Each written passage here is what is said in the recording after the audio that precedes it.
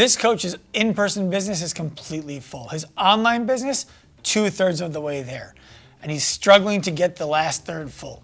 We're gonna talk about why he shouldn't do that online. So Chris, tell me, what's the biggest problem in your business right now? Let's solve it. I think it's the consistency of lead gen, but just for remote clients specifically. In-person isn't an issue at all. I don't actually even advertise anymore that I do in person. But just getting those remote clients in and converted consistently month to month.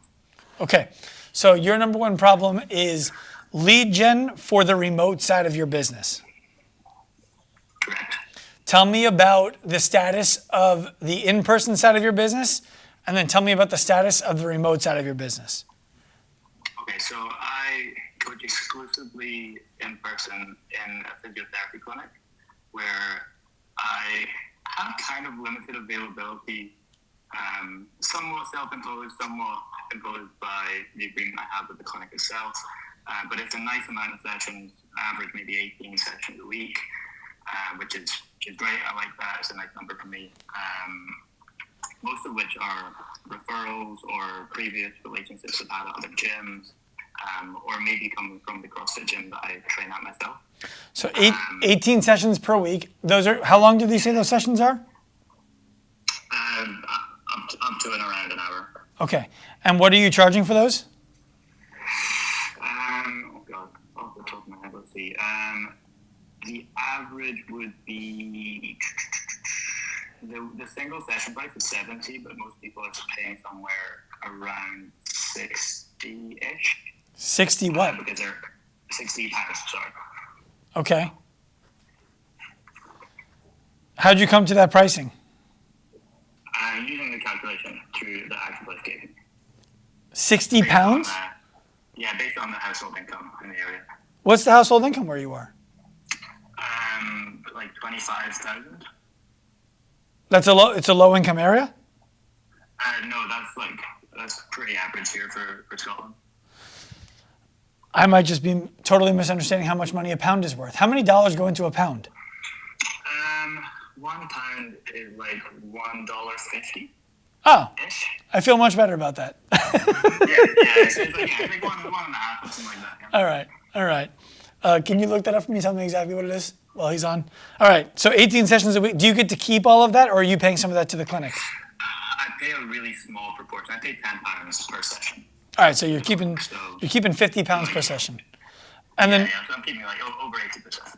And you're doing 900 pounds a week in personal income, in person. Yeah. What's the online look like? Online currently, I have a few people that are hybrids, and some of those people I see in person are also have remote support also. But I have currently 23 people solely online, with a mixture of pricing through people that have signed more recently with newer pricing. And also I have some people I just support supplementally versus kind of a full support. So they might go and be a member of a CrossFit gym or something like that. Mm-hmm. And we're just doing a very supplemental, like couple of small sessions per week sort of thing. Okay, what's the blended average online? What's the high, what's the low, what's the blended? The highest is $270 per month. Pounds? Pounds, yeah. And the lowest is $160 per month. So what's your average? What are you generating per month? Total generated is just over 4,000, which I think that must make the average just about 200. It's 173. Okay. It's 174, 173.90. So your average is 174, based on 23 people at 4,000 pounds. 4,300, sorry. Okay, hold on, let's do it again. So it's 187. Okay, gotcha. Okay, so you're averaging 187. How many of your clients are what are you showing me, Sean? I'm looking off camera right now for a second, Chris. He's showing me some figures. So you're generating $5,600 US dollars per month online, and then how many dollars in person? I'm asking the guy with the calculator across the. You can't see him. Huh? 900 pounds a week. 900 times 4.3. 3870. Times 4.3. Just give me that number times 4.3. Give me a second here, Chris. We're doing some. Yeah. We're doing some math magic. Say 4.3? Yes. 5109. Okay. So right now, Chris, you're doing about $6,700, or excuse me, $10,609 a month, $709 a month US. That's not bad. What do you want more online lead gen for? How many online clients do you want? I feel like 30 would be a nice number where I feel quite busy in a good way. Okay. Do you want more clients because you want more money? Do you want more clients because you want to feel more busy? And neither of those are bad answers. I'm just giving the business side of them. I'm not bringing into it do you want to make more impact? Do you want to have more people? None of that. Just the business side. I think it's maybe a little bit of both. Definitely more money. And I do like to feel busy, productive, Okay. whatever you might call it. Based on the average that you're seeing, my guess is most of your clients are paying $150 and a few of them are paying you $270 a month. Would that be true to you? I can tell you there is currently 11 people down on the low end, the 160, and then most are around 200. Then there's a couple. I only raised prices recently for incoming clients. Oh, okay. So there's that gap in the middle. Yeah. The gap in the middle. What service are they getting? Are they getting the high end service or the low end service? Those middle people would be the higher end service. Yeah. Okay. So you want more lead gen to generate more money, but I think you also probably would be wise to want more lead gen to buffer yourself from when you tell those middle price people that they're going to the full price. Would you agree? Yeah, I agree with that. Okay. What does your lead gen look like now? It definitely varies a lot. I think I get a lot of that circumstantial, busy months out of nowhere. I can't really seem to pin down why they're so busy. Mm-hmm. I've averaged one new client online per month this year. Okay. Which kind of just lines up with the attrition rate, really. Mm-hmm. I'm pretty flat, yeah. Okay, so the whole year. A few things here. First things first, I would never take another client at 150. New clients, the only service you now offer is the 270. Gotcha, okay. Over time, as the 150s cancel their memberships, they only get replaced by the 270s. Yeah, okay. That lets you talk to a specific person about a specific thing. When people are paying you 270, what are they coming to you for? That's like a complete plan, I guess. So that's where I would on the supplemental side, I wouldn't handle anything general fitness. Yeah. General strength. What I'm asking you is where does that person typically come from? Where do they exist? Are they in the CrossFit gym or what? The higher end person? Yeah. The higher end person. I think most of those people aren't within that currently, but maybe want to get back to it, or were in it previously. No, I want to know where they are.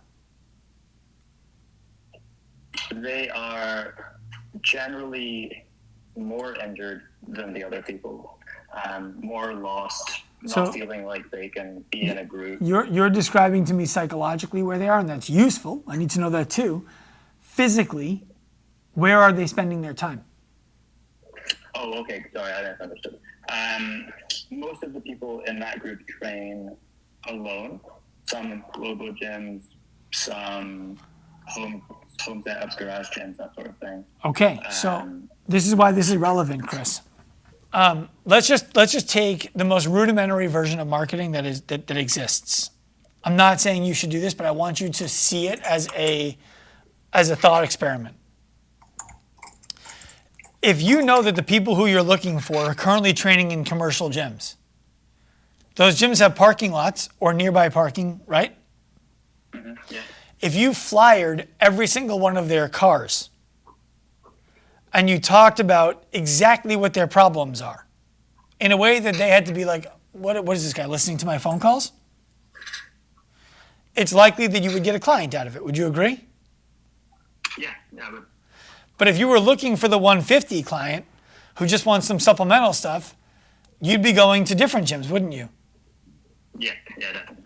So what I'm describing right now is you're splitting your attention between two very different audiences who think very differently, who show up in very different places, who need very different services.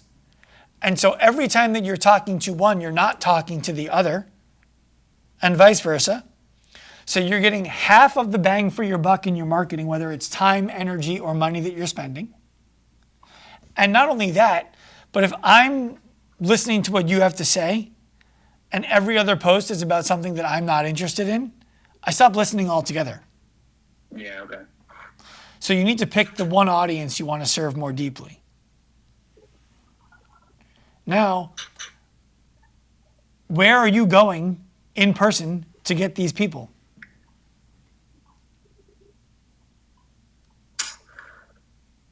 I mean, as you said, those global jump people. Well, that's where you That's where would they go. are. That's where you would go. Where are you going now? In person, currently nowhere.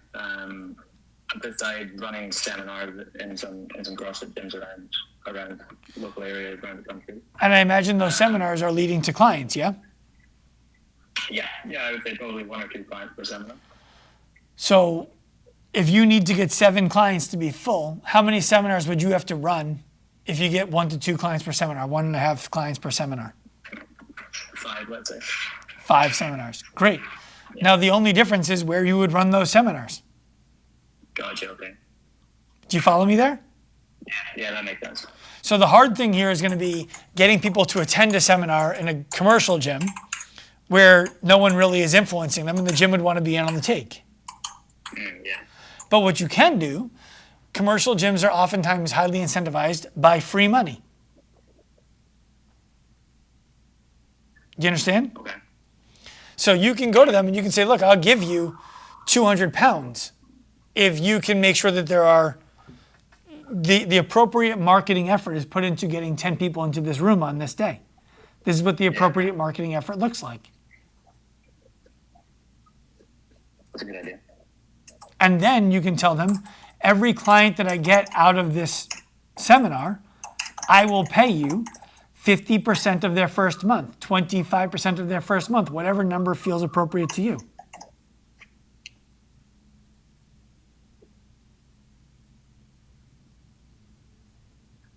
Yeah, I like that. What's happening is you're thinking about how do I build my online business online? What I'm telling you is you've built your online business in person.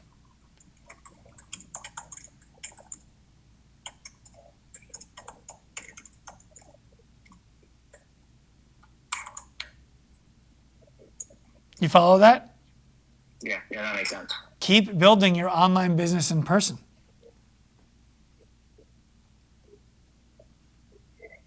Yeah, okay, that makes complete sense. I also think 270 is too low, my man. Wait, you might say that. Well, here's the thing. I've talked about this before, but there's 3 different tiers for online pricing, at least in the US. And you can tell me if this doesn't exist in the UK, you would know better. Under $400, which is around where you are right now, is good workouts. Good workouts, reliable accountability. Between 400, what's that? Sorry, I'm just surprised, that's all. Between $400 and $600 in the US is solving a more pressing problem. Like these are people who are oftentimes going to be reviewing blood work if they're doing nutrition. They're going to be using more assessments if they're training. It's much more bespoke.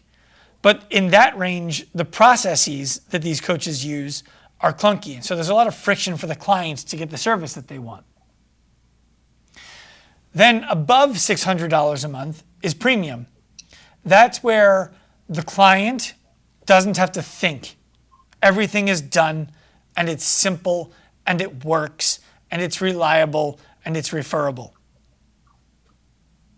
Okay. I would recommend you start to look around in your UK market to see what are like the top of the top coaches charging for online services. Yeah, okay. And then make sure that you're aligned or above them. And then make sure that your service is so frictionless for the client that it's a no-brainer for them to stay and do it. Yeah, okay. Yeah, that makes sense. Is this helpful for you? Yeah, definitely. What are your action steps? Need to look into what is a local pricing, but UK pricing is around there. I would say that I'm probably at the 270, probably on the high end currently. I would need to check that to be 100% sure. Well, Chris, for really quickly, how often do you get price objections at 270? Well, I've only had 2 consults since the raise. Did they both close? 1. Okay, so keep testing, but I think you can go up. Yeah, I mean they were actually based in the US, so I think I don't know if it's a good sample set. No, it's not. But it also speaks to you're drawing clients who are not just local to you. I mean, go for it, man. Yeah. Go for it. The worst that happens is you get 4 or 5 people who say, no, I can't afford it, and you believe them in a row, and you bring your price back down. Yeah, totally. You have the luxury right now of having the financial security that most coaches don't get. Yeah. So think of it this way. One of the reasons why bigger businesses have such an advantage over smaller businesses is they have the financial runway to experiment. Yeah, okay, that makes sense. You have the financial runway to experiment.